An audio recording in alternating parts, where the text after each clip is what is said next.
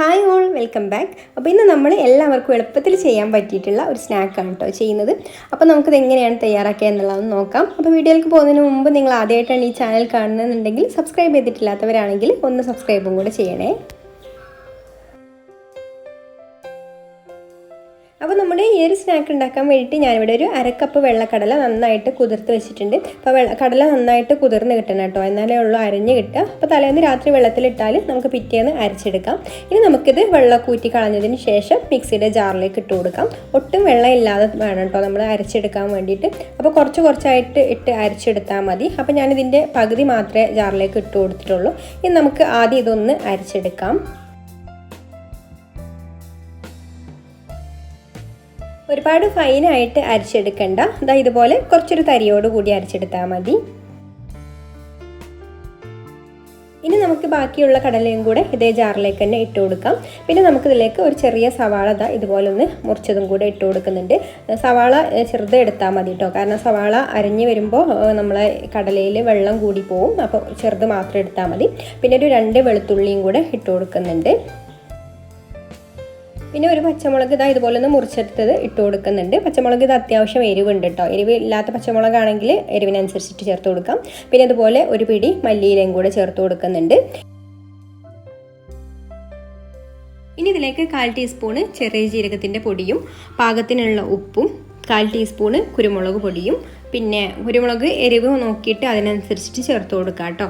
പിന്നെ 1/4 ടീസ്പൂണ് മല്ലിപ്പൊടിയും 1/2 ടീസ്പൂണ് കാശ്മീരി മുളക് പൊടിയും 1/4 ടീസ്പൂണ് ഗരം മസാലയും കൂടെ ചേർത്ത് കൊടുക്കുന്നുണ്ട്. അപ്പോൾ പൊടികളൊക്കെ നമ്മൾ എത്രത്തോളമാണ് കടല എടുക്കുന്നത് അതിനനുസരിച്ചിട്ട് എടുക്കുക കേട്ടോ.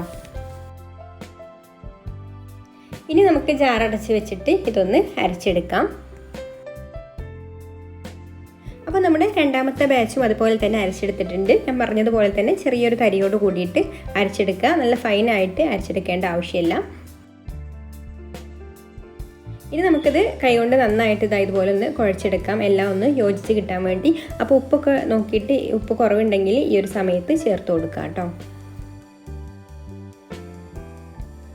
ഇപ്പോൾ ഇതിവിടെ നന്നായിട്ട് കുഴച്ചെടുത്തിട്ടുണ്ട്. ഇനി നമുക്ക് കുറേശ്ശെ എടുത്തിട്ട് ഇതുപോലെ ഇഷ്ടമുള്ള ഷേപ്പിലാക്കിയെടുക്കാം. അപ്പോൾ ഞാനിവിടെ ചെറുതായിട്ടൊന്ന് ബോളാക്കി എടുത്തതിന് ശേഷം ഒന്ന് പ്രസ് ചെയ്ത് ചെറുതായിട്ട് പരത്തി കൊടുക്കുന്നുണ്ട് കേട്ടോ.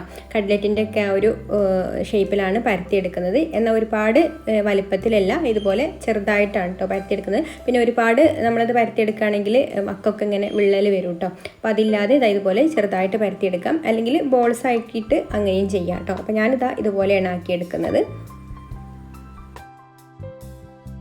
ഇനി ഇതുപോലെ നമുക്ക് ബാക്കിയുള്ളതെല്ലാം ആക്കിയെടുത്തിട്ട് നല്ല ചൂടായിട്ടുള്ള എണ്ണയിലേക്ക് ഇട്ട് കൊടുത്ത് ഫ്രൈ ചെയ്തെടുക്കാം. അപ്പോൾ നിങ്ങൾക്ക് ഈ വീഡിയോ കണ്ടിട്ട് ഇഷ്ടമാണെന്നുണ്ടെങ്കിൽ ഒന്ന് ലൈക്ക് ചെയ്യാൻ മറക്കരുത്. ഇഷ്ടപ്പെട്ടില്ലെങ്കിൽ ഡിസ്ലൈക്കും ചെയ്യാം. അതുപോലെ തന്നെ നിങ്ങളുടെ അഭിപ്രായങ്ങളൊക്കെ താഴെ കമൻറ്റ് ചെയ്യാം. പിന്നെ ഈ ചാനൽ സബ്സ്ക്രൈബ് ചെയ്യാതെ കാണുന്നവർ ഒന്ന് സബ്സ്ക്രൈബും കൂടെ ചെയ്യണേ. പിന്നെ ഇത് പൊരിച്ചെടുക്കുമ്പോൾ പ്രത്യേകം ശ്രദ്ധിക്കേണ്ട കാര്യം, നമ്മളത് ഇട്ട് കൊടുത്ത ഉടനെ തന്നെ മറിച്ചെടുക്കരുത് കേട്ടോ. ഇതിങ്ങനെ തന്നെ കുറച്ച് സമയം വെച്ചിട്ട് ഒന്ന് മൂത്ത് വന്നതിന് ശേഷം മാത്രം മറിച്ചിട്ട് കൊടുക്കുക, അല്ലെങ്കിൽ പൊടിഞ്ഞു പോകാൻ ചാൻസ് ഉണ്ട്. ഇതിപ്പോൾ നല്ല സോഫ്റ്റ് ആയിട്ടിരിക്കുന്നത് കാരണം നമ്മൾ സ്പൂൺ കൊണ്ട് ഇങ്ങനെ മറിച്ചിടുമ്പോൾ തന്നെ അത് പൊട്ടിപ്പോകും കേട്ടോ. അപ്പോൾ കുറച്ച് സമയം ഇങ്ങനെ ഇരുന്നിട്ട് പിന്നെ മൂത്ത് വരട്ടെ. ഒരു മീഡിയം ഫ്ലെയിമിലിട്ട് വെച്ചാൽ മതി. എന്നിട്ട് ഒന്ന് മൂത്ത് വന്നതിന് ശേഷം നമുക്കിത് ഓരോന്നായിട്ട് മറിച്ചിട്ട് കൊടുക്കാം.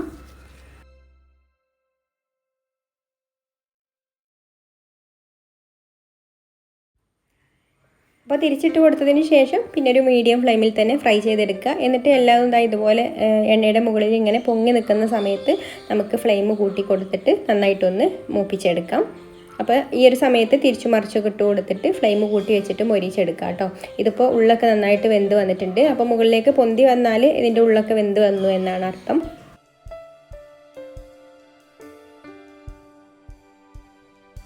ഇപ്പോൾ ഇതിവിടെ റെഡി ആയി വന്നിട്ടുണ്ട്. എല്ലാം നല്ലൊരു ഗോൾഡൻ ബ്രൗൺ കളറായി വന്നിട്ടുണ്ട് കേട്ടോ. ഇനി നമുക്ക് കോരിയെടുക്കാം.